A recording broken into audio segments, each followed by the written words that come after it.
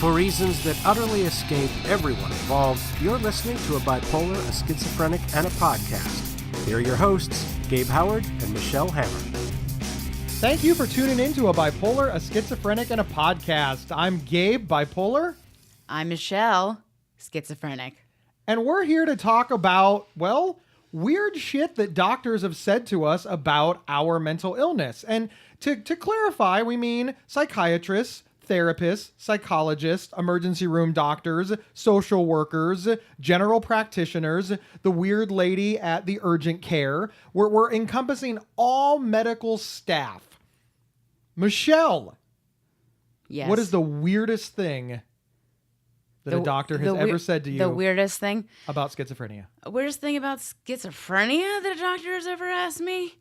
Well, I before I was officially diagnosed with schizophrenia, but I knew I had schizophrenia, so I was just kind of trying to get to go see a psychiatrist. There was a therapist I was talking to, and I was just kind of sitting there, not really talking, just saying that like I couldn't concentrate. I was like seeing things and this stuff like that. And she was just laying there, and she just says to me, you know, you're not acting like a woman of what your attractiveness should act like. What? Yes. What diagnostic criteria do you think that... Wait. Is this a true story? Swear to God, this is a true story. She said it to me multiple times. Multiple times she said this to me. You are not acting what a woman of your attractiveness should act like. Because you had so much confidence that she just figured that because you're so ugly, you should just be more... It was like, no. It was like almost like you're way too pretty to be acting this weird. Are you sure that's where she was going? I think that's where she was going with it. You just assume that she was calling you pretty? She wasn't like... She was calling me attractive. Really? I agree. I'm giving you a hard time. Yeah, but you really are. Do you think that there is any... Again, we try to examine things from all sides. What do you think her purpose of asking that question was? It wasn't a question. It was a statement. What do you think the purpose of that statement was? All I felt like was, okay, she thinks I'm good looking and that I'm not acting normal. Yeah, you're seeing a mental health professional.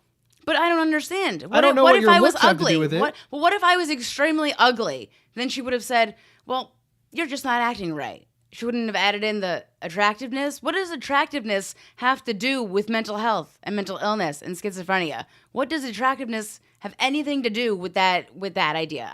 It just made no sense to me. Attractiveness and acting a certain way? What?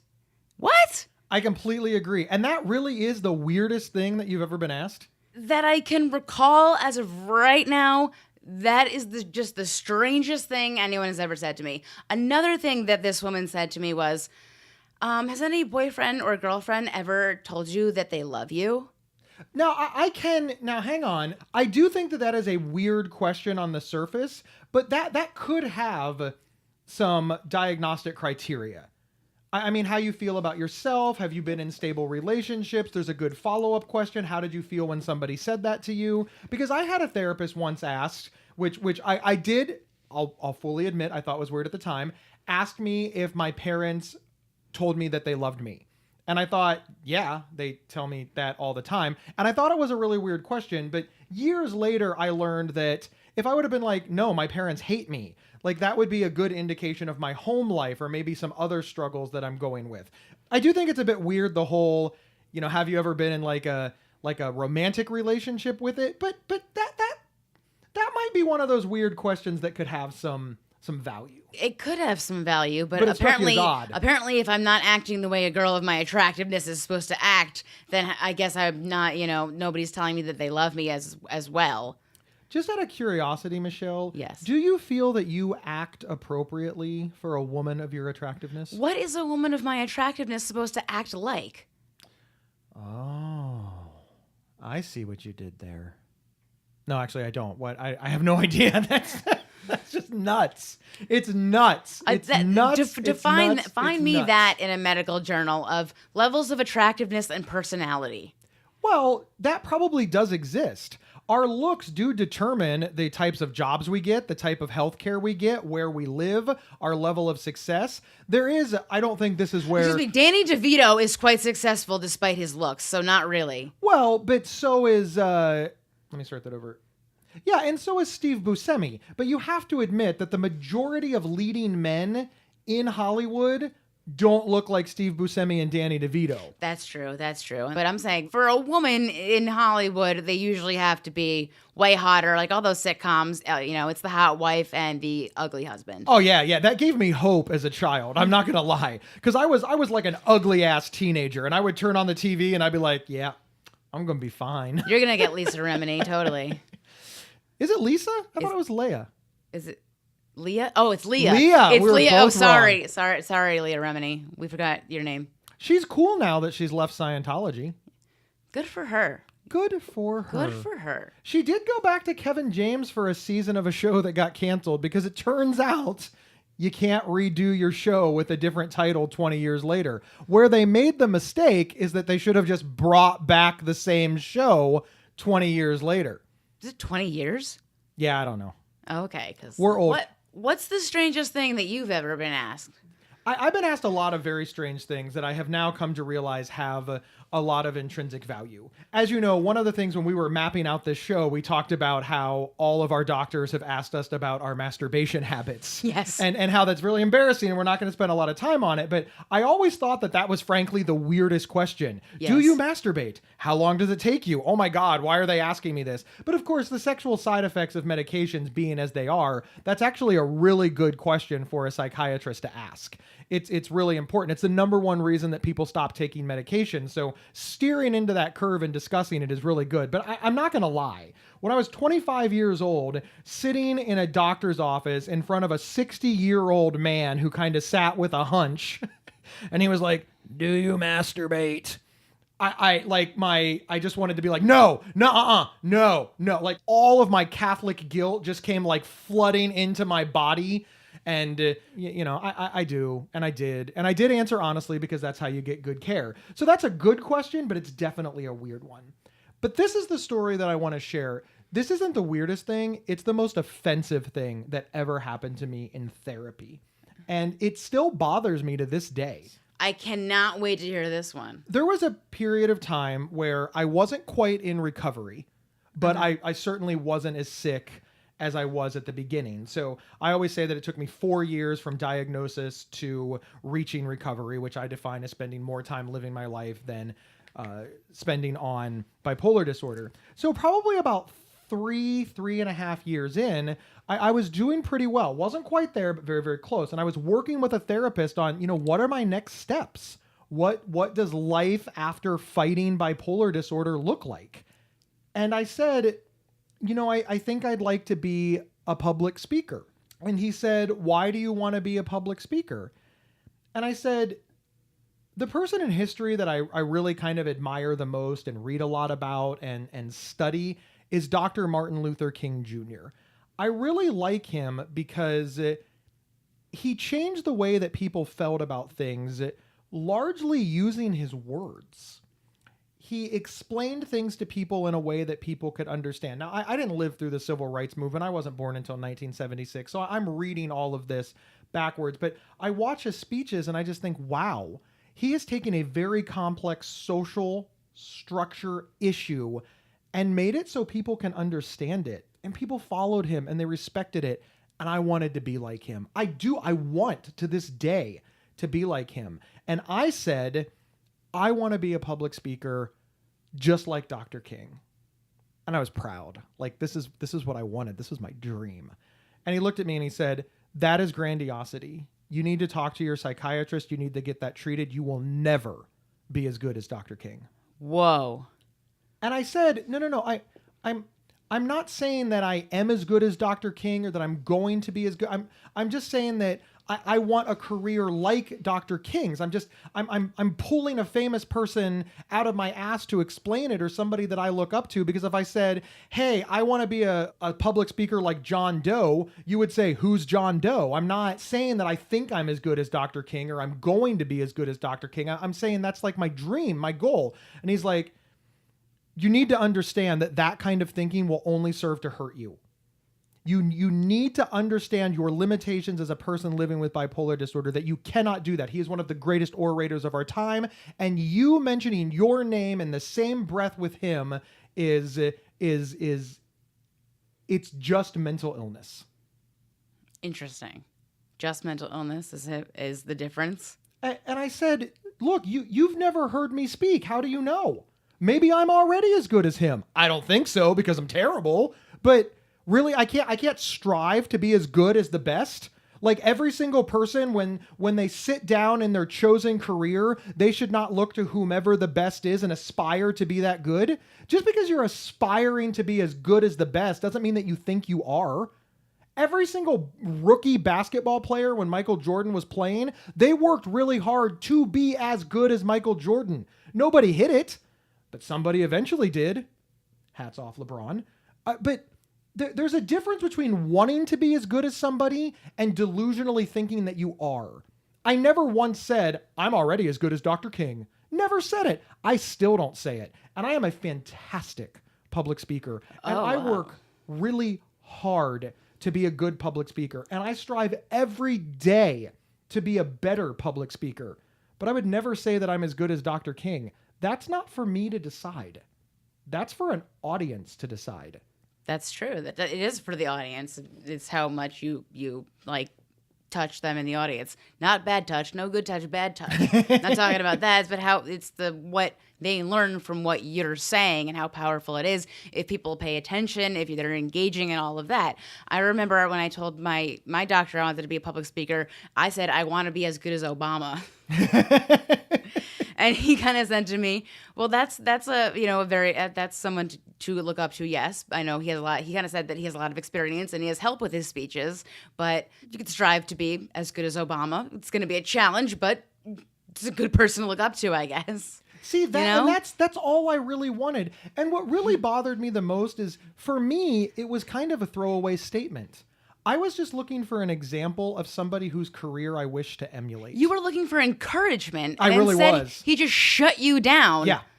Did you get rid of this guy? Yes. Good. Yes, I did. Good. But it still took a couple of weeks. I went for a couple of more sessions and I brought it up again because I wanted closure. I thought that maybe he misunderstood. So a couple of weeks later, I had another appointment and I said, hey, I want to talk about this Dr. King thing. And he reiterated.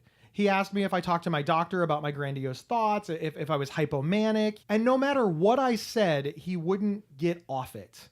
He really, truly believed that the best help for Gabe Howard at that time was to make sure that I understood that wanting to be a good public speaker and wanting to be as good as one of the best public speakers in history was an example of grandiosity. And I didn't say that I was. I said that I wanted to be. And I was willing to put in all the work. I'm still willing to put in all the work. But listen. You have a dream, of course. You have a dream. I have a dream. I don't understand why we can't learn from the people above us. People talk about how we don't learn from history and history is doomed to repeat itself. And I come in and sit down and I say, I'm learning from history. I'm respecting the people that came before me. I'm learning about the people that came before me. And I really respect that Dr. King was nonviolent. I really respect that Dr. King did not antagonize his enemies. I respect that Dr. King didn't call people names.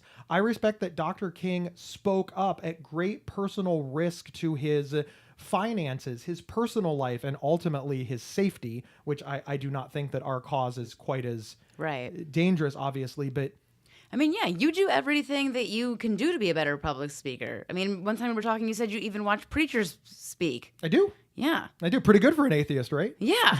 Because I was watching TV on like a TV that barely had any channels. I got stuck on watching a preacher speak and I was like, whoa, look at this preacher go. He is great. And I told you about him and you're like, oh yeah, I listen to preachers speaks all the time. Just how they do it, how they command an audience, how they tell a story. Like I don't listen to preachers ever, because I'm Jewish. But listening to this guy talk, I was like, wow, he has his audience captivated with the story that he's telling. I want to be able to captivate an audience like that. Yeah. That's not grandiosity. No. That's me wanting to be that good and trying to understand what that person did to be able to control a room that well. Right. Yeah. And look, therapists, they don't know everything. If you go to a therapist and they tell you something that doesn't sit right, the first thing that you should absolutely do is talk to them about it. You shouldn't just assume that the misunderstanding is them being an asshole. I went back and discussed it with him, and he doubled down. And then I realized that I needed a new therapist. But I did everything I could. There was 2 weeks between those two appointments, so I let the dust settle. I calmed down. I talked to other people about it. I talked to my friends. I'm like, hey, this guy said X to me. And that's really why I did it, because they encouraged me, like, look, maybe you misunderstood.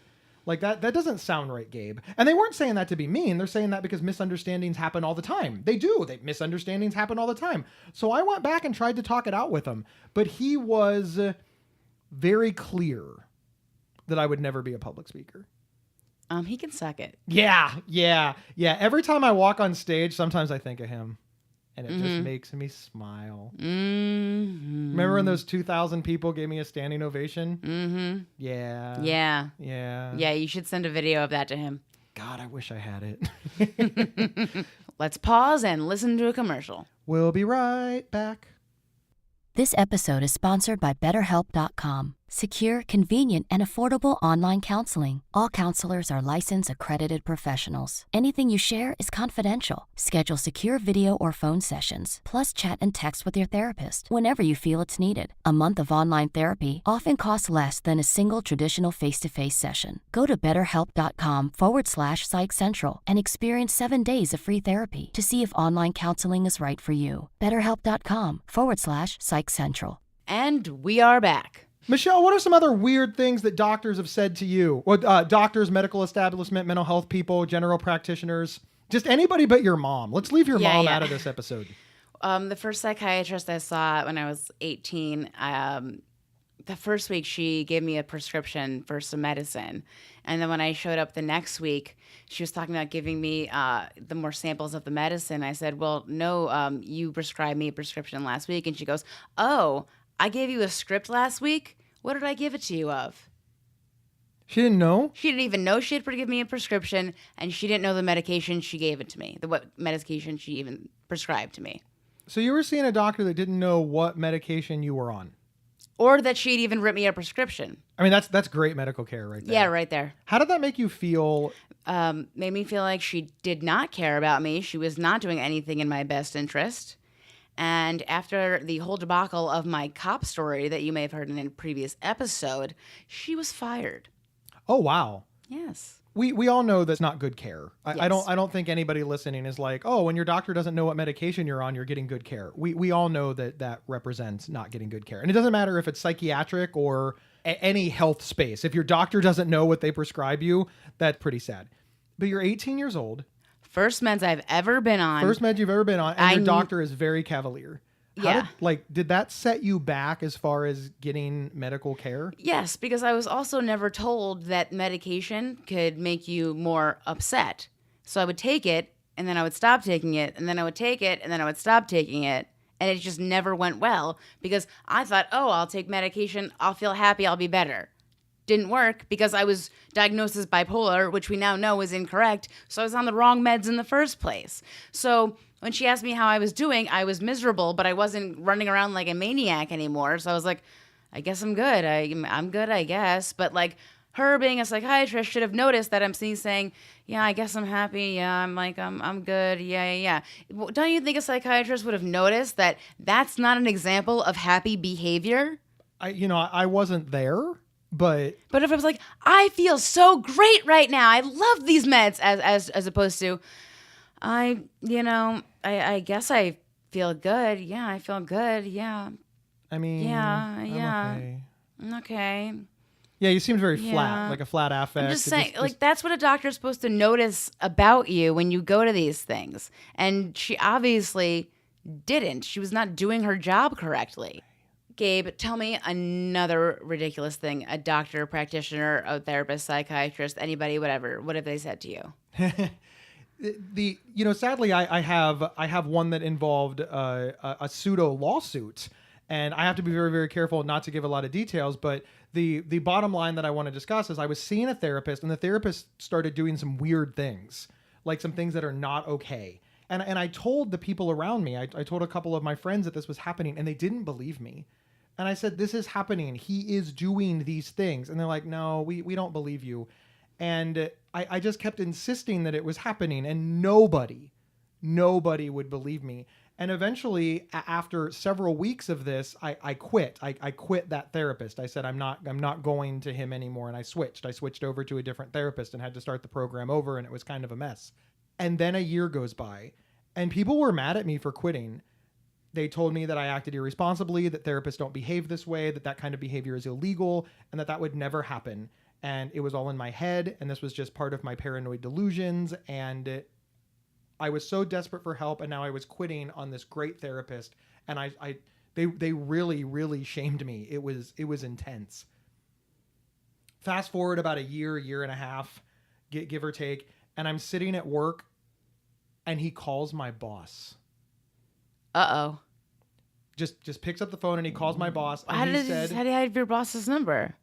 So he says that he has a client, and he won't give the client's name, but that client reported that I was hitting on her, that I was asking her out, and this is inappropriate because she is in such a vulnerable place.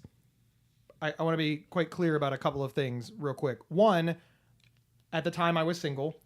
Two, this woman was well over the age of majority. She was in her late 20s. And three, it never happened. I never asked this woman out. I didn't. I never asked her out. I never flirted with her. I never hit on her. No winks? No. No winks, no massages? No winks, no massages, no nothing. She was a volunteer for an organization that I worked for. The reason that I say that we were both adults and that we were both single is because even if I had asked her out, there's no crime here. You don't call somebody's boss to report them for hypersexuality because they asked a single woman out. But the fact that it never happened was just even worse. And he said, I want you to know that I know Gabe's long history of inappropriate sexual behavior, which, in fairness, I do have a long history of inappropriate sexual behavior. Wait, the doctor said the this therapist. to you? The therapist said this to your boss? Yes. Isn't that breach of contract? That's the way I saw it. Oh my God. So my boss, of course, came to me and said, I'm getting reports of this. Do you know anything about this? And I said, I haven't asked anybody out that is dealing with our workplace. Like nobody. Like for real. I'm sort of half with my ex-girlfriend. It was a weird time. I said, so I have no idea. And she said, okay, I'm going to monitor the situation. A few days later, a letter came in from the person who listed all of the times that I made her feel uncomfortable. And I was allowed to see the letter, and it was such hokum. It was like he texted me. What is hokum? Bullshit. Oh. It was like, he made me feel uncomfortable because he texted me at home. When I told him I didn't have a ride, he offered to get me a ride. Things that did happen. Those are all completely plausible. Yeah, all completely reasonable things. And then she went on to explain that she was just in a very vulnerable place and that she didn't want this attention from men. Listen. That's her issue. It's completely her issue. And any good therapist would have said, look, if a man is asking you out, you need to tell him no. If a man is not respecting your boundaries, you need to let him know. Or he could have said, look, you're a volunteer for an organization. He's the volunteer coordinator. It's his job to follow up with you. So you're misreading the situation. Any of those would have been more appropriate than him picking up the phone and trying to get me fired from my job. He ended the call to my boss with, you need to rethink his employment. I would have. Oh my God, I can't even imagine what I would have done. So I hired a lawyer immediately. Oh, good thing. You're smart, Gabe, because I can't say that out loud. I hired a lawyer and I filed a complaint with both his boss and the ethics board that certifies social workers. I filed complaints immediately. The ethics board came back. He was a social worker? Yeah. You know how I feel about them. The ethics board came back and said that he did not break any laws because he had a duty to warn. I'm a volunteer manager for a charity. And he had a duty to warn? A duty to warn? He told your personal information to your boss. Yep. The ethics board said that was okay and they were closing the case. I did get back, the lawyer got a statement that this would never happen again and that we would never speak of this again, which is why I'm being very, very clear not to use names. I've changed the genders and things like that. So I just want to be very, very, very, very, very, very clear that the reason that this is so incredibly damaging is, of course, because I refused to see a therapist for 2 years. After 2 years, I finally went to a therapist to discuss this exact thing. And that therapist, who is still my therapist today, was incredibly responsive, said that no, under no circumstances is that reasonable. All of the people who told me that I was being crazy when I reported to them, hey, I think this person is off their rocker, pardon the pun, apologized profusely to me and said that they should have listened to me. They should have investigated more. And I tell this story now for two very important reasons. Sincerely. One, if you think that your medical provider is off, tell somebody, get help, and ask them to investigate on your behalf. And the second reason I tell this story is because if you are currently telling your loved ones this, or your friends or your support system, and they don't believe you, play this podcast for them. I'm not saying that you're right. It is certainly possible that you are in the wrong. But if your support system won't even investigate, won't even have a conversation, won't talk to the person's supervisor, and won't get to the bottom of why you feel this way, you're doing yourself a great disservice in therapy. Because if you're going to therapy feeling like you're being abused, you're not getting good therapy. So I told the people around me because I wanted them to investigate on my behalf. Because I could have been wrong. I'll be the first to admit I have been wrong about therapists, doctors, etc. Because I have delusions. I have paranoia. I have low self-esteem. I have bipolar disorder. So it would not be unrealistic or unreasonable for me to misread the situation. But nobody was even willing to investigate because of my diagnosis. And that made me feel really alone and really vulnerable. So please take people seriously, because even if we're wrong, it doesn't change that we feel this way. In this particular instance, I was correct. But there are other instances where I've been wrong. But the good thing is anytime I complain now, people investigate and keep an open mind and help me. And I feel that this has led to me getting better care and having more trust in my providers. That therapist or psychiatrist or whatever needed to be fired. Straight up. Fired, and fired. Straight up. I have no idea why they disliked me so incredibly much, but they did. The things that they told me in the therapy were incredible. I mean, I knew something was wrong by the way that they were behaving. We would be in groups, and because there was a group component to this particular type of therapy, and the mocking was intense.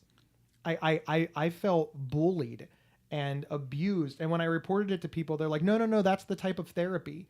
And I would get terrible therapy. I would get on the internet and I would read about it. And I was like, nowhere in here does it say that you're supposed to call people names. It was awful and it was intense. But listen, I don't want to scare you away from getting medical treatment. If you listened to this podcast and heard, don't seek treatment for mental illness, you are not listening to what we are saying. We are simply telling you that we have been there.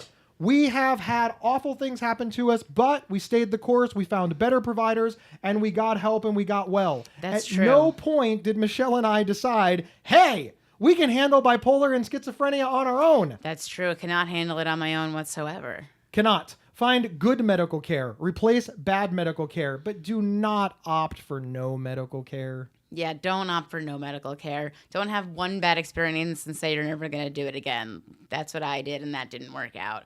When my whole deal went down with my infamous cop story, I said that I was never going to get care from those people ever again, and then I ended up back in the hospital. So that didn't work. When I got out of the hospital, I had to go back to the health center therapist and talk to them. And I was explaining to the therapist there how it was their fault because they put me on meds that I didn't like at all. And then they were saying, no, that's not us. That's the psychiatrist. That's the health center. That's not the therapist center. So the school was saying it wasn't their fault in the therapy. It was the medical psychiatrist, which had nothing to do with the therapy, even though the therapist suggested I go see the psychiatrist. They took no blame. You see what I'm saying? So you had to advocate for yourself. I had to advocate for myself. They're like, the girl was like, that's not us. That's not us at all. That's not all. Because you advocated for yourself, You now have a podcast. Right. And a clothing line. Right. And you're friends with Gabe. That's right. 2 out of 3 ain't bad. Yeah. Thank you, everybody, for tuning in this week. We need you to do a couple of things for us, so grab a pencil and paper. 1, head over to iTunes, leave us a 5-star review, and write something. They like it more. 2, share this on Facebook, social media, email it to a friend. We love that. 3, go to psychcentral.com/BSP, and there's comments under each and every one. Leave a comment. We love when those conversations get started. And finally, last but not least, please have a great week. We appreciate all of you listening in, and we will see you next week. Attractiveness. You've been listening to a bipolar, a schizophrenic, and a podcast. If you loved this episode, don't keep it to yourself. Head over to iTunes or your preferred podcast app to subscribe, rate, and review. To work with Gabe, go to GabeHoward.com. To work with Michelle, go to schizophrenic.nyc. For free mental health resources and online support groups, head over to PsychCentral.com. The show's official website is PsychCentral.com/BSP. You can email us at show@PsychCentral.com. Thank you for listening, and share widely.